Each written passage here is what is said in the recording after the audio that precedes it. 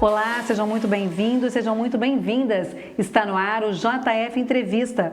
Hoje conosco aqui no programa o empresário Hélio Zecchini, um dos sócios da padaria artesanal Bom Brasileiro. Nós vamos conversar sobre o empreendedorismo, sobre a padaria, que é uma das primeiras artesanais de Juiz de Fora, e também sobre os planos futuros.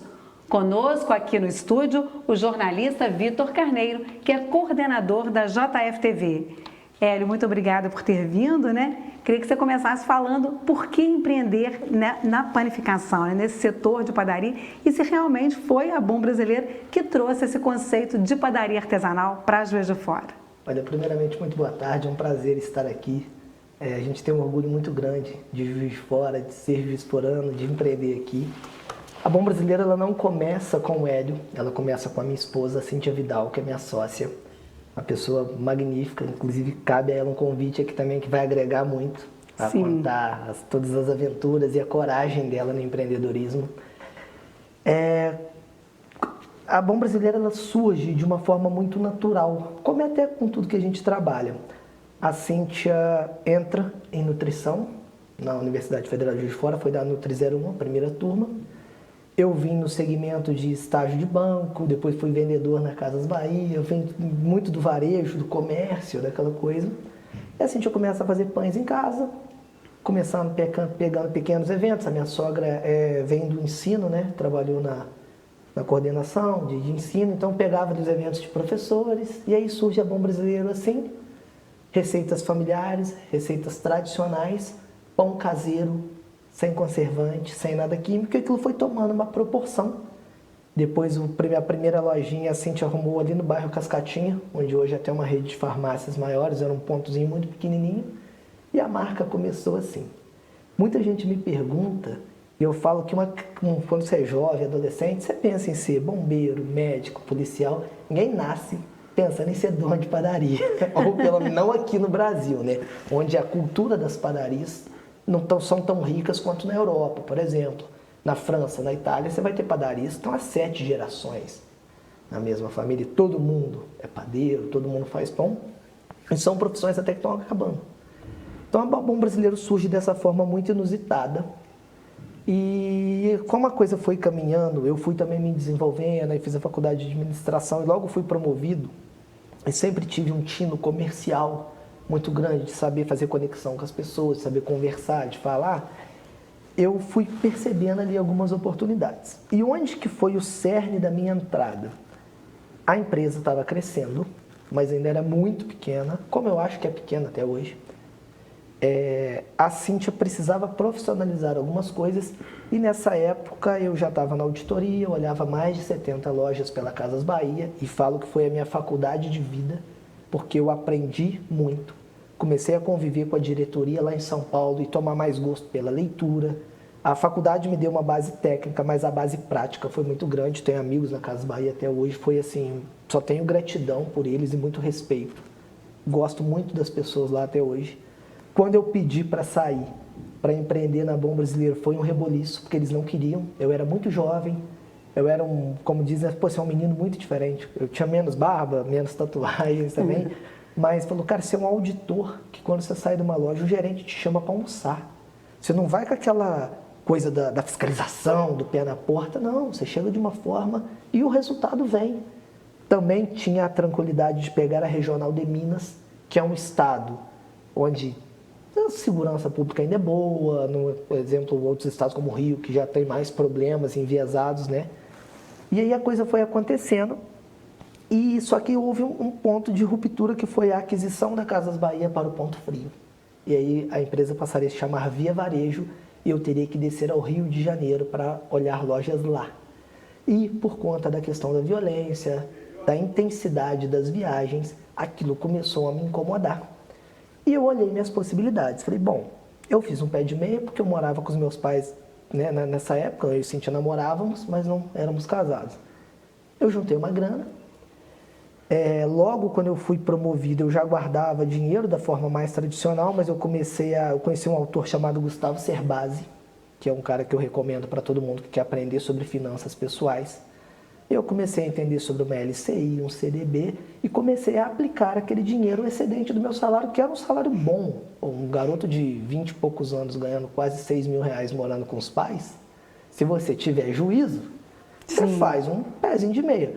Para um cara que cresceu no Grajaú, vem de família muito simples, meus pais, filhos de agricultores. Isso era algo... Eu sou um asteroide, uma estrela cadente, era fora do comum. E aí eu tinha um pé de meia. Quando houve essa fusão, falei assim, cara, eu não posso continuar nessa carreira aqui, porque daqui a pouco eu vou ficar só fora de casa, daqui a pouco vai acabar meu relacionamento. E a Cíntia estava nessa ascensão de crescimento. E um belo dia eu falei pro meu sócio, cara, tô achando que eu vou virar sócio da Cíntia. E aí foi aquela coisa, na família, meu Deus. Partiu de você, então. A gente já vinha, né, fazendo algumas coisas. E aí veio essa conversa, e no dia que batemos o martelo, eu saí cedo de casa, fui olhar a Casa Bahia de Barbacena. E quando eu estava lá, a Cintia me ligou e falou, eu estou no Inova Noivas, que era um evento que rolava ali no Trade. O Trade era bem recente. Era até os meninos da Domi, que produzem lá. Toninho, muita gente boa até, amigo nosso até hoje, a gente conta essa história e ri. E eu falei com a Cintia, bora, vou te ajudar, né? Minha namorada vai ajudar, saí de Barbacena, já vim pela BR-040, já parei ali. Cara, quando eu cheguei lá, que eu vi o cantinho da Bom Brasileiro, era até um lugar bonito, igual esse aqui, um tapete, tinha stand com carro importado, os stands da do Bambu maravilhosos, a empresa deles é muito bonita, e tinha a Cíntia com 2, 3 mesinhas. Uma maquininha de café. E faltava assim 2 horas para o pessoal começar a chegar. E minha sogra tinha viajado. E a sala da minha sogra é uma sala muito bonita. Eu falei, tá feito. Simplesmente nós pegamos a sala da minha sogra, sem falar nada com ela, e montamos lá para o final de semana do evento. Cadeira, stand, tudo muito bonito. Colocamos os produtos, começou. Cara, o stand dava fila. E eu ouvi feedbacks naquele momento ali, eu explicando dos produtos, sem tanto conhecimento técnico, que é o conhecimento que eu adquiri hoje, porque ao longo desses anos também eu fui estudando, fui me refinando. Eu ouvi feedbacks assim, nossa, lembra a receita da minha avó. Isso nós estamos falando de que ano? Foi assim que Isso vocês foi em começaram juntos? 2000 e... A Cíntia começou em 2011, 12, isso 2013, 2014. Então sempre começou como algo familiar mesmo, acolhedor. Familiar, cara. A maioria das nossas receitas são da avó da Cíntia, que é doceira de tacho aqui de tabuleiro. Aquele pão de abóbora, maçã e canela, que é um sucesso, que é maravilhoso, que dá fila no Natal para comprar. Começou muito assim. E aí eu fiquei impressionado com aquilo. Juntei com a vontade que eu já tinha de fazer essa transição de carreira. E aí começamos a desenhar um plano de negócio. Quando eu falei para o meu ex-chefe que eu queria sair, o Fábio ficou louco. Pelo amor de Deus, não vou te mandar embora. Eu falei, Fábio, cara, eu também não eu acho que eu falei, eu não posso me permitir tentar, cara. Eu não sou um cara que nunca dei trabalho, sou um cara que eu cometi poucos erros na minha vida. Eu tô bancando essa chance com o meu dinheiro. E foi o que eu falei para meus pais. Mas se não der certo, eu falei, cara, eu não tô pedindo nada para ninguém. Eu acho que eu conquistei a chance de tentar legitimamente. Eu juntei a minha grana, eu tô apostando o meu dinheiro. E aí fomos, e aí foi aí que surgiu a loja da Brás. Eu e Cíntia sentamos, e aí ela tinha na época uma parceria, né, uma outra coisa com 2 amigas da faculdade. As meninas não estavam tão motivadas quanto ela. Eu comprei a parte das meninas, que eu falei, olha, vamos lá, vamos começar certo. Namorado de dono não é cargo de empresa. Filho de dono não é cargo de empresa. Vamos fazer um contrato social, tirar todas as licenças, tudo bonitinho no papel, 50-50. Aí a minha entrada foi comprando a parte das meninas e investindo na loja da Brás. E já que a Cíntia tinha o know-how, ela que começou, achei que equiparava mais ou menos os pares, né? Então, começamos assim. Eu almocei uns 15, 20 dias sentado na escada, porque não tinha nem mesa no nosso escritório da Brás, batedeira pequenininha, forno pequeno, a produção não era lá, a produção era num outro ponto.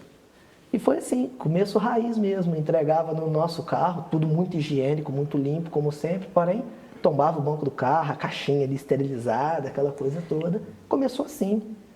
E aí virou uma moda em Juiz de Fora a padaria artesanal, né? E quando vocês começaram não tinha isso, Não, né? nós fomos a De lá primeira para cá, padaria. né? A gente está falando aí de mais de 10 anos, né? Como é que foram esses 10 anos? O que é a Bom Brasileiro hoje? Vocês têm uma casa super charmosa, Sim. né? Na Rua Marechal Deodoro, acolhedora, né? Que as pessoas vão... A gente estava até conversando antes. Tomar café virou uma moda em Juiz de Fora, muitas pessoas saem hoje de dia, né, Sim. com esse hábito, né? Conta um pouco disso pra gente, dessa década, o que mudou? E aí foi eu atendendo no balcão, também desenvolvendo a minha equipe, a Cíntia aprendendo muito no fazer, né? A gente foi a primeira padaria artesanal da cidade, ninguém falava disso. Eu lembro de comentários muito cruéis que a gente sofria, tipo assim, isso não vai dar certo, isso não vai pegar. Tinha uma padaria muito famosa na época e assim todo mundo comparava muito aquela padaria, isso aí não é para vocês, aqui em Juiz de Fora ninguém tem gosto para isso. Só que assim, a cultura de padaria do Brasil é pão pronto, massa pronta, tudo pré-assado, pré-feito. Não tem uma fermentação natural, uma fermentação de longa duração, um levain. O nosso fermento tem 12 anos. Maravilhoso para a saúde, um probiótico natural. O pão de fermentação natural ele praticamente não tem glúten, porque o próprio fermento ele consome as cadeias de glúten para ativar a parte do crescimento das bactérias. Então, assim, a gente foi... Eu falo que a gente não criou nada, a gente reinventou o velho, porque o Brasil perdeu essa cultura de padaria, de coisa fresca, de saber quem fez. Hoje você tem produtos aí que você pega o molho de tomate, o tomate é o terceiro ingrediente do molho, cara.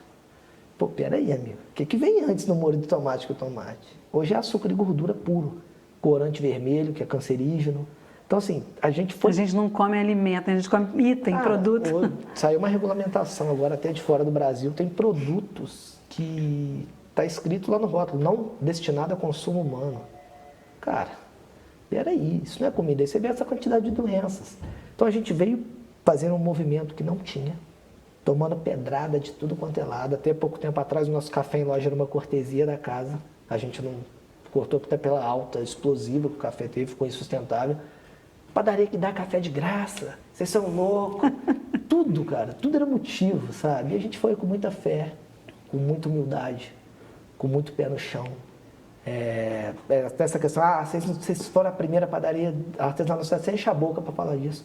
Eu tenho que ter orgulho do meu mérito, da minha conquista. Porque não fomos? Teve outra antes da gente? Não teve. O perfil do consumidor nesses 10 anos mudou muito, assim, de querer menos açúcar, menos gordura? As pessoas estão mais informadas. Aí pegando muito, só para complementar a pergunta anterior, esse gancho das pessoas terem a experiência do momento, tirar aquele momento de pausa. Hoje você passa ali na Brás, que nem a minha unidade voltada ao café, eu tenho um deck lá maravilhoso, um projeto até inovador da cidade aqui dos Parklets. Você senta ali, você toma um café bacana, moído na hora, vai comer um pão de fermentação natural. Aqueles 15 minutos do seu dia ali, você já é um oásis. Você já, poxa, quebrei a rotina. E as pessoas começaram a se atentar a isso. E a raridade da coisa. Tanto que a gente transformou pão em presente. A Bom Brasileiro transformou pão em presente. Eu já ouvi isso de um cliente nosso. Falou, cara, toda vez que eu preciso dar um presente, que eu não sei o que presentear, eu venho aqui, te moio um café na hora, é um bolo feito no dia, é um pão. Porque tem pessoas que são difíceis de você presentear, é um mimo, é uma gentileza. E Minas Gerais tem isso muito forte, mas está se perdendo. Aquela coisa do cafezinho do mineiro, vamos, senta aí, vamos tomar um cafezinho. Leva aqui, você vai visitar alguém na roça, leva aqui um frango caipira, uma dúzia de ovo. Mas é simples. Cara, mas é a cultura do mineiro. Coisa legal, cara, você indo visitar alguém na roça e levar uma manga, uma goiaba, um docinho. Pô, isso é... Maravilhoso. Isso não é pelo preço, mas isso tem valor.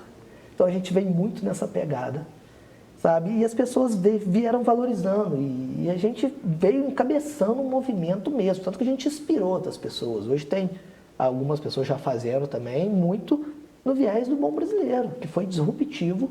Esse movimento não é só na cidade, é um movimento Brasil. Como a gente tem muitos amigos lá no Rio que começaram as padarias artesanais lá na mesma época. Hoje lá no Rio são centenas, porque é maior, mas a nível mundo. As pessoas estão dando um passo para trás. Historicamente, a gente teve um êxodo rural no século passado, e nos últimos 50 anos. De pessoa que voltou até uma casinha no condomínio, cara que saiu do prédio, mudou para um bairro, de um prédio menor, às vezes até sem elevador, mas conhece a vizinhança. Às vezes saindo até de um grande centro, né? Vindo para uma cidade menor. Sai do Miolinho e vai para uma cidade menor. O custo de vida, ele é diferente. Você morar num grande centro, você precisa de X. Você morar numa cidade menor, conhece todo mundo, você vai a pé para o trabalho. E isso aí é a hora do valor. O que vale mais? Sabe? O que te apetece mais? A alma mesmo, a serenidade. Então a gente vem muito nessa pegada. E até falando da casa, esse é o nosso último projeto mais atual, né? O último que é a Casa da Marechal Deodoro. A gente sempre ouviu muito, vocês deviam ter uma cafeteria.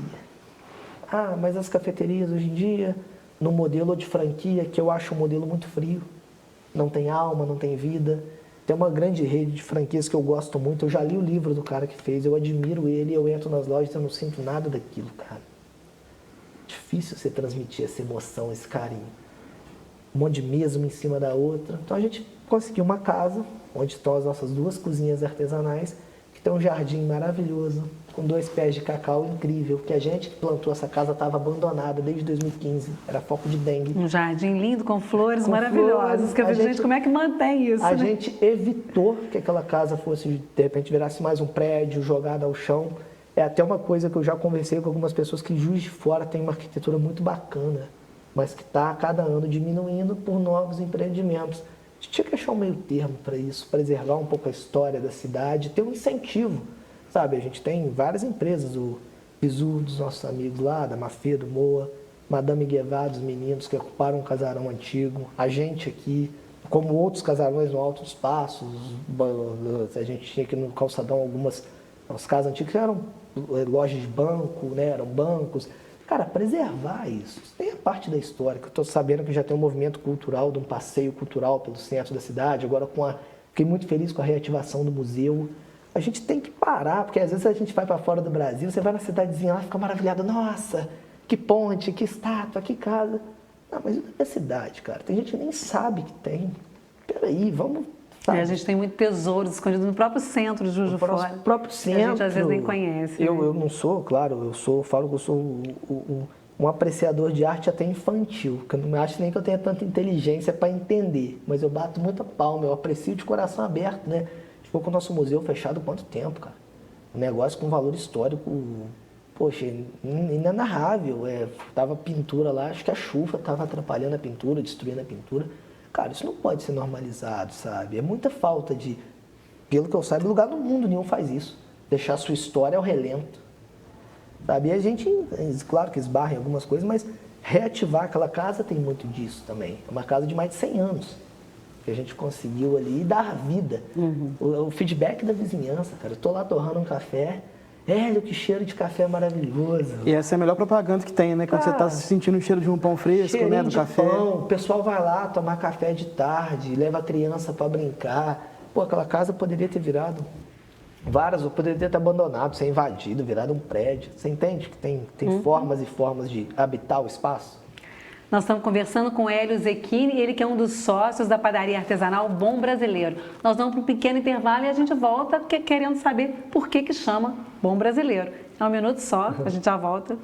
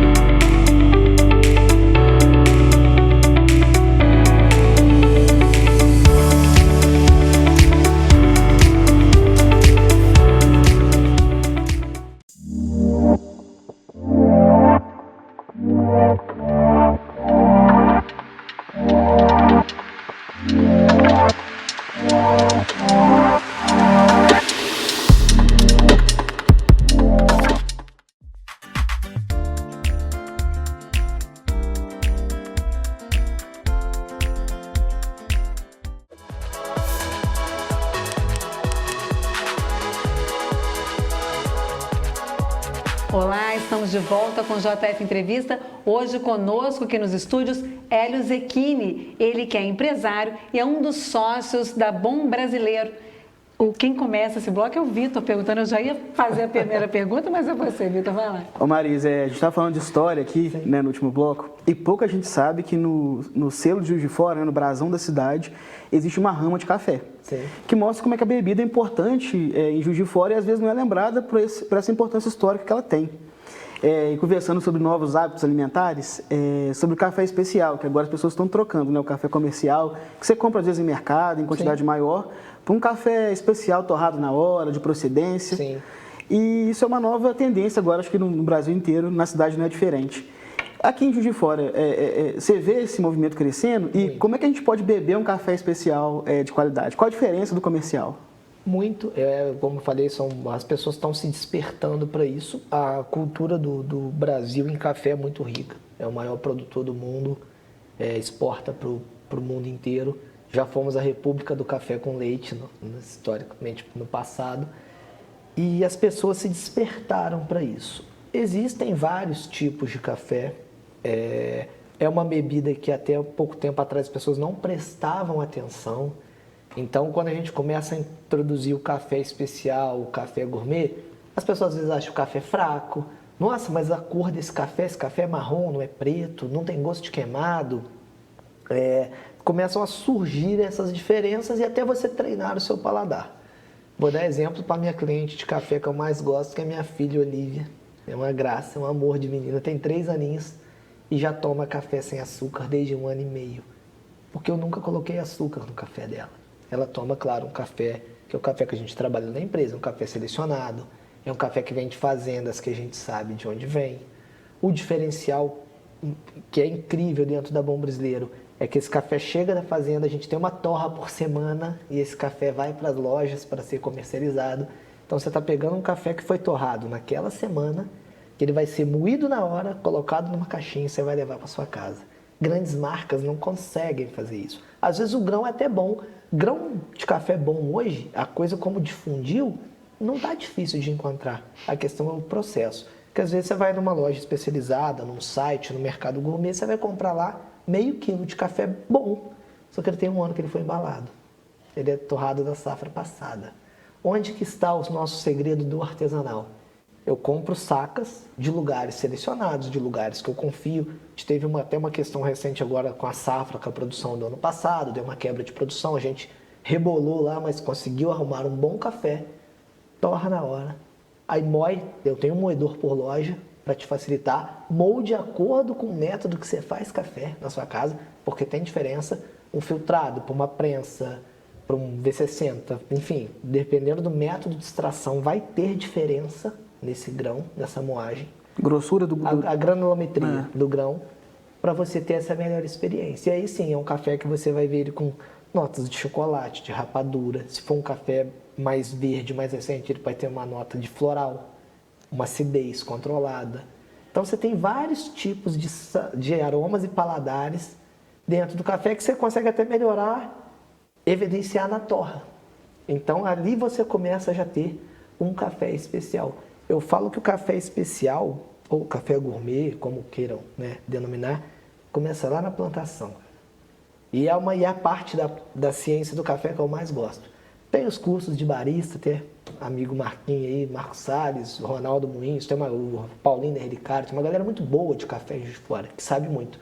Eu gosto muito da parte da roça, de lá apertar a mão do produtor, de ver por que o cara escolheu aquele morro para plantar o café, que café que é esse. Porque a xícara é o final, cara. Mas isso começa lá na roça. E eu sou filho de roceiro, eu tenho isso no meu DNA e na minha pele também. Um monte de café tatuado aqui. Gosto disso. Então é aí que você começa com um café especial. Sabendo de onde vem, sabendo quem torrou, um café fresco. E aí você vai adequando o paladar. Pergunta que eu mais respondo. Eu tomo café com açúcar. Tá errado? Falei, quem disse? O café é certo de tomar, amigão, é do jeito que te agrada. É do jeito que você se sente bem. O ideal, até porque açúcar é um alimento complicado para a sua saúde, para você ter ali a plena experiência, é adequar o seu paladar. Hélio, como que eu faço? Começa a tomar com um pedacinho de chocolate. Em vez de você adicionar açúcar, você vai comendo chocolate. Em 1 semana você está tomando 100. Depois que você desacostuma, meu amigo, você não quer saber mais de café com açúcar. Desde que seja um café extraído de forma correta, um grão de qualidade. Não dá para você parar em determinado lugar que não é de maldade, não tem esse entendimento que o cara ferveu a água do café e café é feito com água quente, não é água fervendo, senão você queima o pó. Café é um chá, é água quente, não é água fervendo. E aí o cara fez aquele café de qualquer jeito, tem gente que põe até o açúcar na água, mistura o pó na água. Cara, ali é um outro café, você não vai conseguir de repente. Mas você respeitando isso e tendo toda essa questão, e aí você falou que muitas pessoas estão valorizando. Cara, é uma terapia, cara. Tem gente que já tem um moedorzinho em casa, já tem vários utensílios, porque domingo de manhã é o dia que o cara consegue ele mesmo passar o café dele com calma. Eu tenho amigos que falam, virou uma liturgia lá em casa, o momento do café. Isso é muito legal, cara. É o momento de gente junta a família na beira da mesa. Você vai passar um café para a pessoa que você ama, vai receber uma visita, seu pai, sua mãe, seu filho. Olha que coisa legal, cara. Ô Hélio, você trabalha com coisas assim que mundialmente são commodities, né? A farinha, né? E o café, né? Como é que são os desafios para você trabalhar com isso? A gente está aí agora com taxas, né? Brasil sendo taxado pelos Estados Unidos de uma forma, né? Surpreendente, né? Isso afeta você? Isso afeta os empresários locais? Como é que vocês estão trabalhando com essas questões? Afeta muito, né? A gente tem essa questão do Brasil ser um grande player do agronegócio, é uma realidade. Porém, ao longo dos anos, o Brasil também não ter investido em tecnologia, porque assim, nós somos o país do agro, mas que entrega a terra. Mas a maioria do nosso maquinário vem da China, fertilizante vem da Rússia. Seria ideal a gente controlar toda essa cadeia, ou pelo menos ser um grande player dessa cadeia. Eu lembro do primeiro dia do bombardeio da Ucrânia, a gente saindo de uma pandemia e a situação toda por si só já é, né, muito triste, lamentável, um país atacar, jogar bomba, machucar outras pessoas, né? O fornecedor me ligou e falou, cara, tu pediu meio caminhão de farinha, pede um. Você tem onde estocar? Porque vai subir o trigo. Eu falei, mas vai subir por quê? Porque tem guerra. Eu falei, cara, mas a guerra é lá do outro lado do mundo. Esse pepino vai cair no meu colo. E cai. Porque o mundo globalizado, né? Ano passado, a alta do café. O Brasil teve quebra de produção. Os outros concorrentes, Suriname, Guatemala, Vietnã, Colômbia, todos tiveram problema de produção. Uma seca muito forte no Brasil. Vocês vão lembrar, em setembro, outubro do ano passado, aqueles dias laranja. Seco, muito tempo sem chover. Cafezal pegando fogo. E a China começou a beber café. Então, você tem uma quebra mundial com a China tomando café. Então, assim, teve um lapso de produção do Brasil, um gap. E nessa janela o café valorizou muito.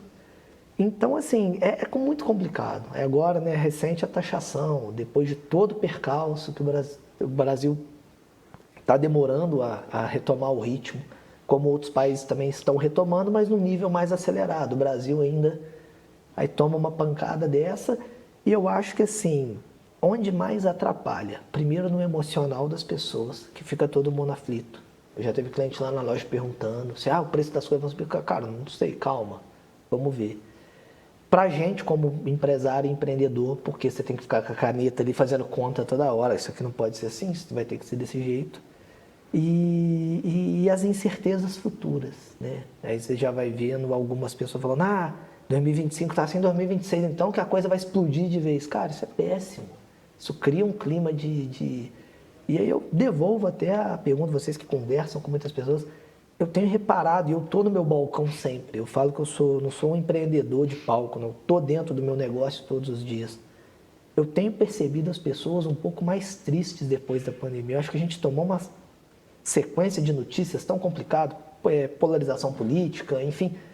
Você tem visto o brasileiro parece mais preocupado, o mundo está mais pesado. E esse tipo de atitude não colaboram com nada. Tira o prazer do bom pão, do bom cafezinho, tira a paz ali para você tomar. E aí, fora as redes sociais, né, que a gente fica ligado nisso o tempo inteiro. E eu ia te perguntar como é que vocês trabalham as redes sociais de vocês, que é super legal, né? É bacana. Eu bem lá atrás eu fiz um MBA em marketing em 2014, 2015, mas temos a Jacibele, que é a nossa gerente de marketing, uma grande amiga, está com a gente há muito tempo. Nos últimos anos eu até saí um pouco, antigamente eu aparecia muito, mas com filho pequeno, outras demandas e tal.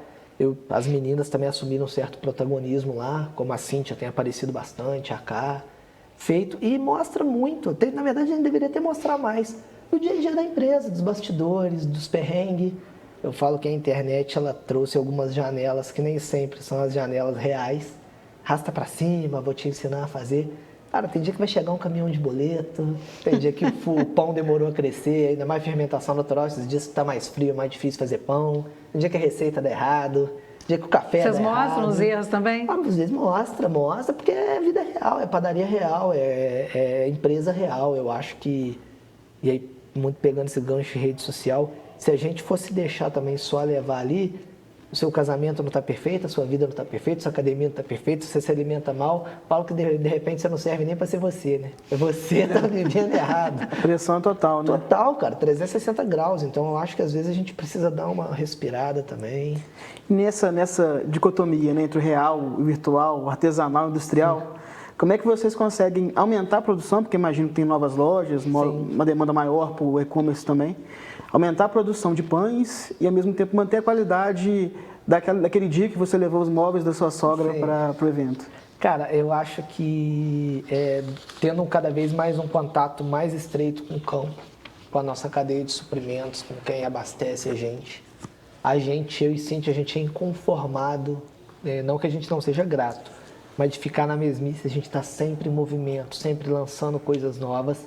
Essa questão de ter o industrial do artesanal ainda acontece. Tem sexta-feira que as minhas lojas, 2, 3 horas da tarde, já não tem quase produto, cara. Vendeu tudo. Minha produção é artesanal, tem pão crescendo que só vai assar no outro dia. E eu brinco com as meninas, hoje o horário é até o último pão. Acabou, vira a plaquinha, agradece ao Papai do Céu, agradece aos clientes e amanhã a gente está de volta. Porque eu não sou uma grande rede, eu não tenho lá, traz uma prateleira, 500 pães feitos. Você calcula mais ou menos a demanda, então a gente já tem um histórico, a empresa ela é bem analisada a nível de números, mas às vezes acontece, aí você pega um pão em outra loja, você marca a entrega para a manhã seguinte, você tenta não deixar o cliente na mão e a gente tem um contato, um carinho muito grande pelos nossos clientes. Eu sou padrinho de filho de cliente meu, de batismo lá, né? Virei padrinho, cara que você vê todo dia, já virou amigo, fala de futebol, brinca de política, fala de tudo, você tá vendo o cara de todo dia. Mas às vezes a gente sofre com isso. No Natal é época. No Natal a gente chega nos meados ali e o brasileiro gosta de deixar as coisas para véspera. Como bom brasileiro, né? Todo bom brasileiro gosta de deixar para a última hora. Me liga, ele precisava de 180 panetones. Eu também, cara. Estou precisando aqui, não tem nenhum. Eu também estou precisando.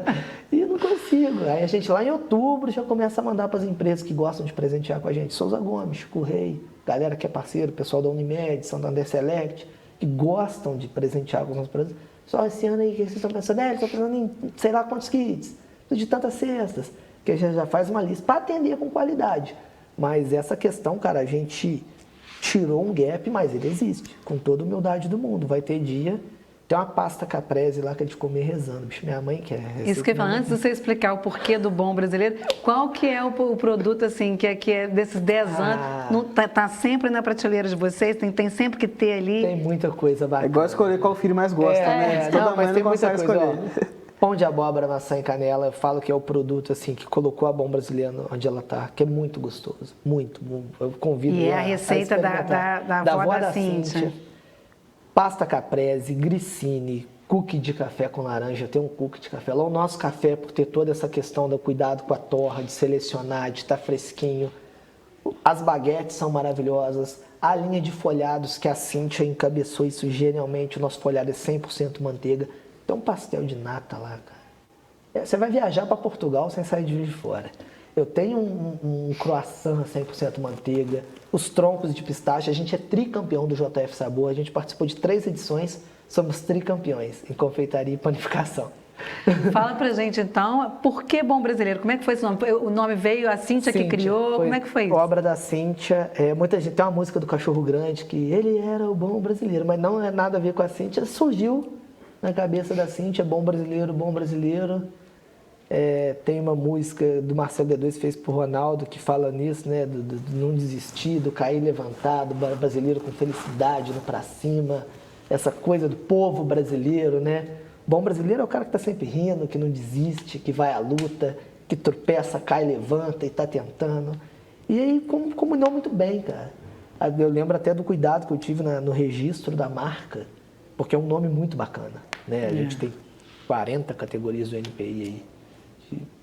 De ensino, panificação, de café, enfim, para proteger mesmo, porque é um ativo da empresa, um nome que é um nome muito bacana, é um nome muito legal, te trata intimamente a Bom. Eu falo que eu tenho 2 filhas, né? Eu tenho a Olivia e a Bom. A Bom é uma menininha de 11 anos, às vezes pirracenta,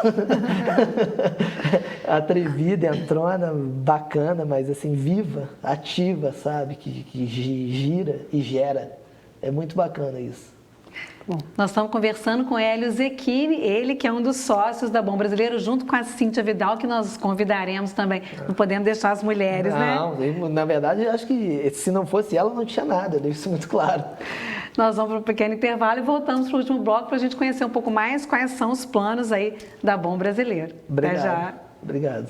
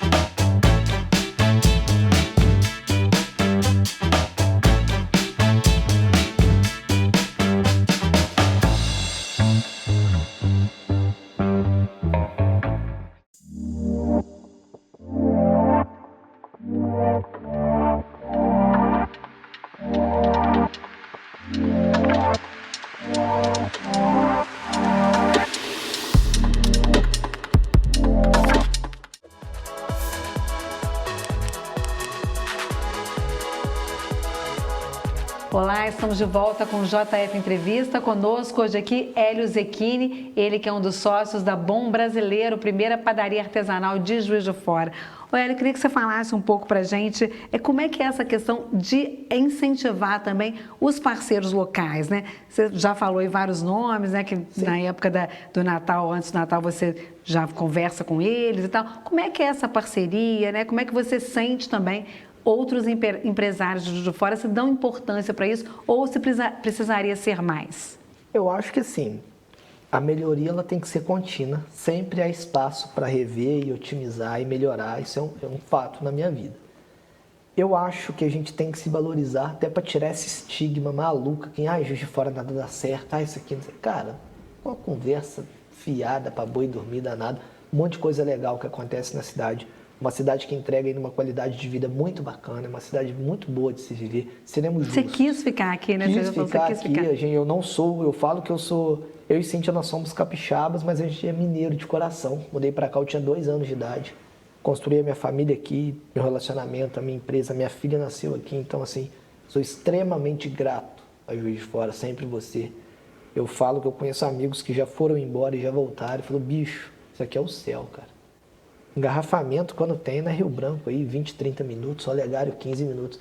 Pega um engarrafamento no Grande Centro, você vai ficar 1 hora dentro do carro, com arrastão, com bala perdida, com 1 milhão de coisas. Então, poxa, vamos com calma, né? Essa questão das redes parceiras e dos produtores, eu tenho um pessoal que me manda mel de Guarani. Opa, minha cidade. 2, 3 vezes por ano. Mel de abelha silvestre, eles não alimentam a abelha. Cara, um produto maravilhoso que você nunca vai encontrar em grandes redes. A gente tem parceiros aqui, Queijaria La Porta, que está fazendo um trabalho. Um abraço aí para o Márcio, para o Cadu, para a Gabi, para o Jordano. Cara, estão revolucionando a cidade, cara. Um trabalho magnífico, maravilhoso, de um amor, de um carinho, de uma paixão pelo que faz. Um queijo, assim, fenomenal. Eles foram para fora do Brasil estudar. Saber como é que faz, trouxeram muito dessa bagagem, rodaram a Europa inteira atrás do negócio. Isso é maravilhoso. E Juiz de Fora tem o Cândido Mendes, né? Que é o Instituto de Laticínios aqui também. Cândido Toches, que forma bastante técnicos. Não, os primeiros eventos que a gente participou da Bom Brasileiro foi o evento lá, que acontece no Expo Minas uma vez, aí no outro ano é lá dentro da coisa. Um abraço para o professor Nelson Tenquini, um amigo, guaraniense padrinho também. Que eu tenho na vida, um cara maravilhoso, uma das pessoas mais inteligentes que eu conheço, cara. O Nelson é maravilhoso. Um dos maiores conhecedores de queijo, né? Sabe muito de uma humildade, aquele jeitinho dele, gosta de uma cervejinha. Nelson mora no meu coração. É disso, sabe? Que eles me viram começar e eu incentivo muita gente a começar. Da gente dar oportunidade, tem programa de estágio dentro da empresa, Tem uma pancada de coisa que a gente faz para tentar, de alguma forma, devolver também isso, sabe? A gente dá preferência a produtores locais, a parceiros, seja em campanhas, a valorizar o que é daqui, sabe? E é onde a gente pede também, até a parte pública também, para olhar isso com mais bons olhos, né? Hoje a gente tem a sala do empreendedor aí, fazer uma política realmente ativa disso. Quanta ideia boa, cara. É esperar a pessoa sair de Juiz de Fora para... Pô, começou aqui, seja na música, nas artes, no empreendedorismo, nos talentos, na tecnologia. A gente tem atleta olímpico na cidade, cara. Pessoal de tecnologia aí mandando super bem. Os meninos foram lançar foguete lá nos Estados Unidos, lá. Cara, isso é muito bacana. Isso é muito legal, cara. Você tem conversado politicamente? Você está de olho nas políticas públicas nessa área de empreendedora? Vocês conversam? Acha que precisa também? É um ponto de melhoria em mim. Eu precisava fazer mais esses contatos. Eu precisava ter um tempo na agenda para ir mais atrás, para procurar mais essas políticas, para entender com essas pessoas o que eu posso fazer, o que falta. Porque às vezes eu acho que até tem a vontade. Mas quem está dentro do gabinete político não tem a vivência da gente que está no balcão. A gente que está dentro do balcão não sabe o viés político, como funciona, porque tem questão de onde a pessoa pode atuar, o que não pode, o que compete, né? Vamos dizer que é a prefeitura no âmbito municipal, o que é do Estado, o que é do governo federal. Até para a gente essa hierarquia, às vezes, ela fala com humildade, ela é confusa. Então você precisa ter ali saber mesmo, e acho que falta essa... Eu acho que aí a nível Brasil criou-se uma cultura que eu acho muito estranha, que assim, o Estado contra o empresariado. Não, cara, peraí, vamos... Acho que, pelo menos, parte do princípio, todo mundo que está envolvido num panorama quer que aquilo melhore no 360. Então vamos junto, cara, não tem que ser rival, inimigo, não. Poxa, peraí, vamos, sabe, tentar fazer a coisa andar. Vamos achar os pontos que a gente concorda. E não ficar, sabe, eu acho que teria que por aí. Mas... não faço nem a meia culpa, não. Vamos pôr 70-30 aí. Eu preciso ser mais ativo nisso. Buscar mais. Sei disso. E falando sobre o futuro, né? Além dessa vontade também de empreender de modo político, de querer que a coisa cresça, né? Nesse sentido. Você também vê a empresa crescendo por outra cidade, aumentando novas unidades. Qual que é? Dá um spoiler pra gente dos planos aí da Bom Brasileiro. Cara, isso é interessante. A gente já teve propostas e acontecem com uma frequência bem grande. A gente só pensa nisso com muito cuidado para aquela coisa do mineirismo, dar o passo maior que a perna, e é sentido de cadeia de logística, porque a produção é muito fresca, eu precisaria ter uma outra cozinha em outra cidade. Bom exemplo, Tiradentes, que o pessoal pede muito. Como que seria essa cozinha? Eu teria uma cozinha lá, vou levar daqui para lá. É preciso desenhar e achar pessoas que realmente queiram. A gente já teve um modelo de expansão que a gente pivotou um pouco. Hoje as lojas são 100% minha e da Cíntia, né? Lojas próprias da marca, porque a coisa ela saiu um pouco fora da matriz, ela começa a perder, e eu não quero que o cara vá comprar o Bom Brasileiro lá em Tiradentes, lá em Petrópolis, lá em Bitpoca. Pô, Hélio, vem aqui na Brás, vem aqui na São Mateus, vem no Shopping Independência, vou ali na Marechal tomar um café. É de um jeito. Aí cheguei lá, estava de outro, o atendimento não estava legal, o produto não estava igual. Então a gente olha isso com muito cuidado e com muita humildade. Eu falo que eu jamais vou brecar o crescimento da empresa. A gente tem oportunidades, eu já recebi contatos de grandes marcas interessadas. Ah, vamos fazer de vocês a Cacau Show do Pão. De repente pode ser. Mas assim, aí eu falo com muita humildade. Eu como empreendedor, eu também tenho minhas limitações. Será que eu tenho o gabarito técnico para fazer isso acontecer? Será que teria que vir uma pessoa de fora com esse arcabouço, com essa... E eu tenho essa humildade, a gente não sabe todas as respostas. Então a gente olha isso, não descarta, nunca descarto nada, mas isso está ainda num stand-by ali na prateleira, eu estou olhando, mas eu acho que ainda tem alguns caminhos que eu quero seguir para crescer com segurança, sem perder a qualidade. Ou então, se aí também tem a vontade do divino se eu precisar ficar só em Juiz de Fora, cara, eu tô feliz aqui, tá bacana aqui, tá legal, a gente tá gerando renda para a cidade, gerando emprego, a gente tá tentando dentro do... São muitas variáveis, né? Isso. Porque você lida com um produto que é altamente perecível. E vocês também têm outras preocupações, sustentabilidade, né? Vocês são uma empresa Sim. que não é qualquer, não é uma Não, indústria, né? É uma não. coisa bem... Eu brinco, né, gente? Pão não é tijolo, né? A gente não trabalha com embalagem plástica, sacolas são de papel. Para eu crescer, uma coisa, eu chegar na empresa do meu querido amigo Pedro, falar assim, irmão, eu preciso de 20 mil sacolas para o Natal. Então, quando você fala, Pedrão, me manda 200 mil sacolas, me manda 2 milhões de sacolas. Cara, isso tem uma cadeia. Eu tenho que também ver isso. Será que o cara lá de Guarani consegue me fazer 10 mil potes, 20 mil potes de mel? Então, eu preciso me preocupar também como a minha cadeia recebe isso. A minha cadeia de suprimentos, né, supply chain, como ele recebe isso. O meu fornecedor de farinha, os meus fornos aguentam, a minha equipe aguenta. Eu tenho pessoas, porque a partir do momento que sua empresa cresce, você precisa ir replicando o que você acredita. Eu tenho pessoas para isso, porque a gente às vezes vê, e aí entra o perigo das redes, né? Arrasta para cima que eu vou te ensinar, tem aqui um modelo de negócio, eu tenho aqui não sei o que, não sei o que. Cara, todo mundo quer ter um negócio lucrativo, mas vamos ser combinado. Dar certo é ter algo que a conta feche de forma estruturada e funcional é muito difícil. Será que aquele cara que quer ter uma padaria de sucesso aguenta um monte de gente reclamando que não tem panetone no Natal? Ele aguenta um pique de energia que deu? Ou um furto de cabo, como aconteceu com a gente no feriado da Páscoa? Eu cheguei para trabalhar, tinha roubado o fio da rua, tudo, forno queimado. Como que você resolve? Um padeiro que 6 horas da manhã te ligou e falou que não vai? Acontece. A vida é real, não é só virtual, Eu falo, né? a vida real, o balcão, ele ensina muito. Será que isso é plausível? O cara aguenta? Tem casca? Porque uma coisa que eu falo, gente, ouvido e planilha aceita tudo. Vai pro game que muda. O Mike Tyson tem uma frase muito famosa e ele exemplifica essa frase no métier dele, né? Fala que todo mundo tem um plano até subir no ringue e tomar o primeiro soco na cara. Ali em cima o papo é outro, o papo muda. E aí, falando isso tudo, né? Vocês têm aquela coisa de filosofia da empresa, os pilares da empresa, né? Como é que vocês construíram isso, né? Vocês pensam, né, nessas questões também? A gente já teve isso na parede, desenhado. Só que assim, eu acho que o grande desafio das empresas é fazer aquilo estar no coração da gente e no do colaborador, do funcionário, do parceiro, da pessoa que está ali trabalhando com você. Porque às vezes você vai ver aquela coisa maravilhosa visão, na parede. não adianta, né? Visão, visão. valores. Tá, amigo, mas sua empresa está pagando as contas, cara. Sua empresa não está pagando a guia do funcionário lá, da garantia, lá do fundo de garantia do cara, bicho. Como que é isso?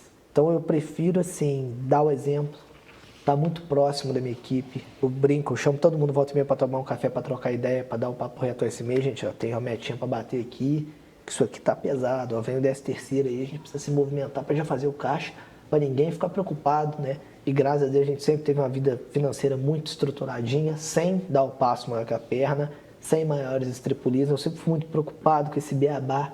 Então, assim, é conversar. Eu acho que, cara, não tem missão e visão e valores que melhorem a sinceridade que você tem a pessoa. De chamar aqui e falar, pô, gente, tem um desafio aqui, gente. Pô, isso aqui não tá legal. Pô, fulano, você tá chegando atrasado de novo, cara. Pô, aquele dia lá eu falei com você, de repente, eu tenho muito isso da forma como eu falo com as pessoas. E às vezes você tá com um problema no telefone, fulano vem, te aborda com o negócio, você fala ali mais ou menos, depois eu sempre falo, fulano, você me desculpa, cara, não pude dar a atenção que você merece, eu tava resolvendo outra coisa. Eu tenho muito isso. E uma coisa que eu aprendi ao longo desses anos, até vim, né, como eu cresci lá na Casa Bahia, fui promovido, fui aprendendo, fui tomando uns tapas também, que você subindo, você vai mudando o jogo vai ficando mais difícil, fui aprendendo, pegando feedbacks com gestores mais leves. Uma coisa que eu aprendi foi não tomar decisão emocionalmente abalado, seja para o bem ou para o mal. Muito feliz, nós estamos aqui conversando, tomando uma cerveja. Eu vou bater uma laje lá para mim amanhã. E eu tinha pensado em vacinar os bezerros lá na roça. Ah, eu vou lá, amanhã eu te ajudo. Daqui a pouco eu, puta, posso ajudar ele? Vou lá na roça. Por que eu falei que eu ia, cara? Emocionalmente comprometido para o bem. Você estava muito feliz. Eu não tomo decisão muito feliz, porque a chance de fazer uma decisão errada é grande, ou não tomo uma decisão de coração pesado. Discutimos aqui agora. Eu prefiro não falar com você hoje, amanhã eu durmo e se a gente te pedir desculpa, eu venho te pedir desculpa, te chamo para um novo café, ó. Ontem a gente não se entendeu, vamos tentar continuar aqui, não sou seu inimigo.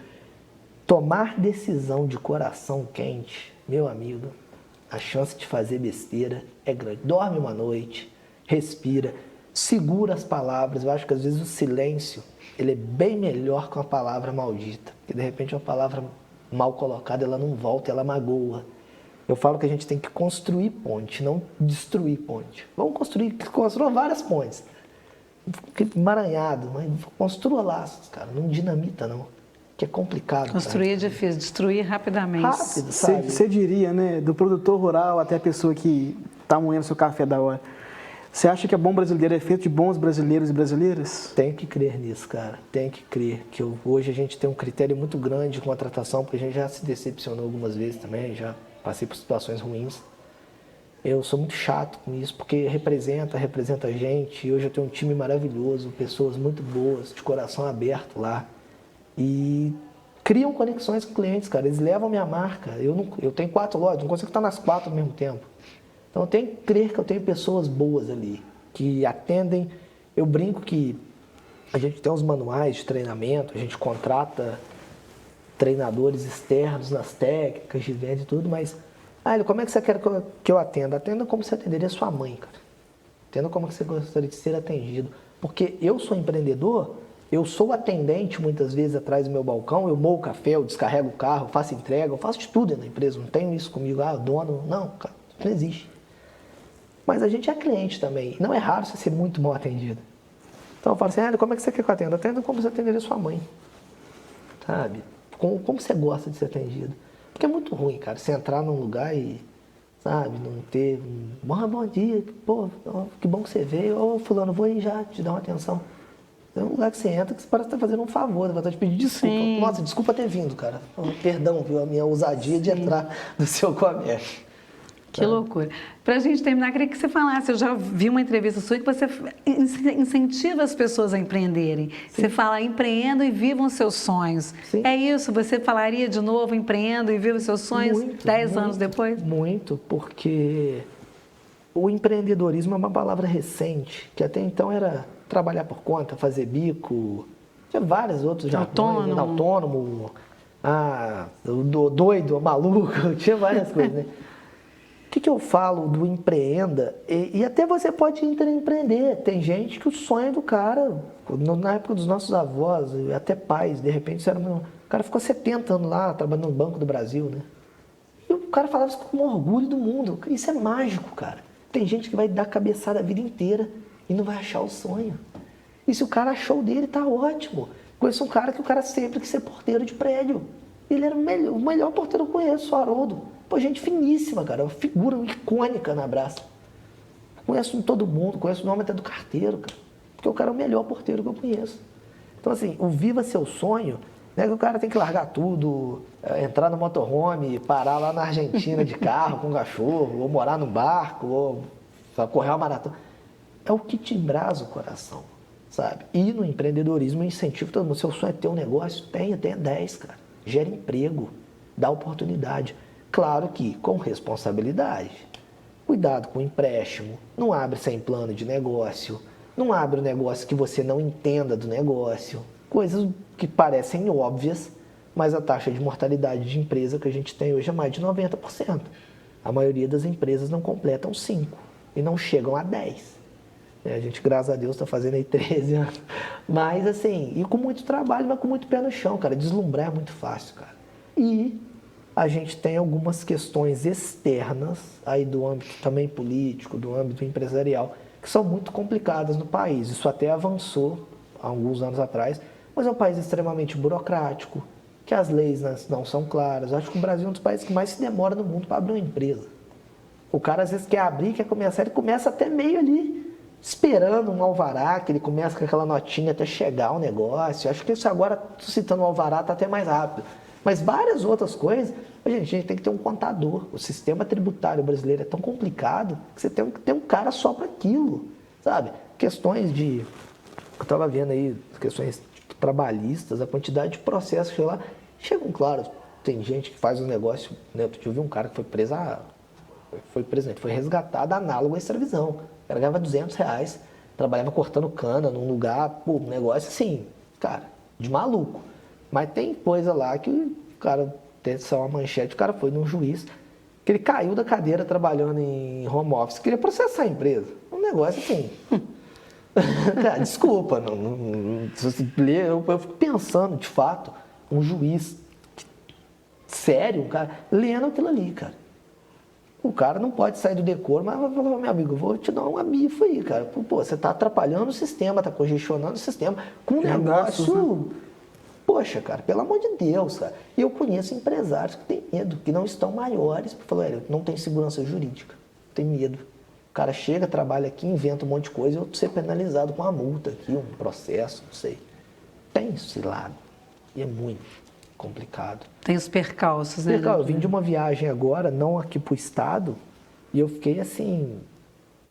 Perguntei, como é que a gente é inocente às vezes, né? Eu perguntei pro cara, falei, cara, tô vendo aqui as cobranças do supermercado aqui, tudo automatizado. Rapaz, lá em Minas a gente tá assim não, cara, achei moderno, achei legal. Eu falei, moderno nada, cara. 80% do nosso estado tá de auxílio, cara. Não tem. As pessoas não vêm trabalhar. Os parques contratando, não tem. A pessoa prefere ficar. E, gente, sendo muito... Tem gente que prefere mesmo. Olha que loucura. E aí os caras estão tendo que pôr, tipo, caixa eletrônico de banco para fazer a cobrança do mercado. Ah, ele é contra, a favor, assim, não estou falando isso, mas ficou um negócio que precisava ser melhor conduzido. Há muito a se discutir não, nessa muito, área, sabe? né? E chega uma hora que as empresas estão assim, como é que tem empresa na cidade contratando pessoas já aposentadas, cara? Porque muita gente não quer, o cara prefere não ir. Eu como empreendedor, vendo, não acho isso saudável ou sustentável. Eu acho que devia haver porque é muito óbvio isso, não é sustentável. Então, onde a gente vai parar? Tipo assim, hoje aí eu devolvo a pergunta, se eu contratar um cara para fazer uma manutenção na sua casa, além do alto valor, é fila de espera. É igual você já contratando Neymar. Vai quando quer, marca não vai. Um negócio meio, sim, sabe? Então acho que sim, falo os serviços estão muito difíceis, respeitosamente, né? Falo com humildade, eu acho que tem pontos e pontos, mas também é algo que atrapalha as empresas, o crescimento, a economia, eu acho, sim que atrapalha. Só para a gente terminar de forma positiva, o que Juiz de Fora é para você? Cara, Juiz de Fora é tudo, me deu tudo. É uma cidade que eu gosto muito, né? Tem o nome de Princesa de Minas, é uma princesa mesmo, tanto da parte histórica, da realeza, mas é uma princesa guerreira, é uma princesa que luta, é uma princesa que tem muito potencial. E se tem um cara que torce para Juiz de Fora ser a rainha de Minas, sou eu. É bom demais. Muito obrigada, Hélio. Obrigada, Vitor. Foi ótimo. Conhecemos muito da Bom Brasileiro. A Cíntia vai ficar devendo, A Cíntia né? vai vir, tenho certeza. Esse foi o JF Entrevista, em que falamos de empreender, de padaria, de tantas coisas, né, boas aí, de Juiz de Fora. Eu espero você na próxima semana. Até lá.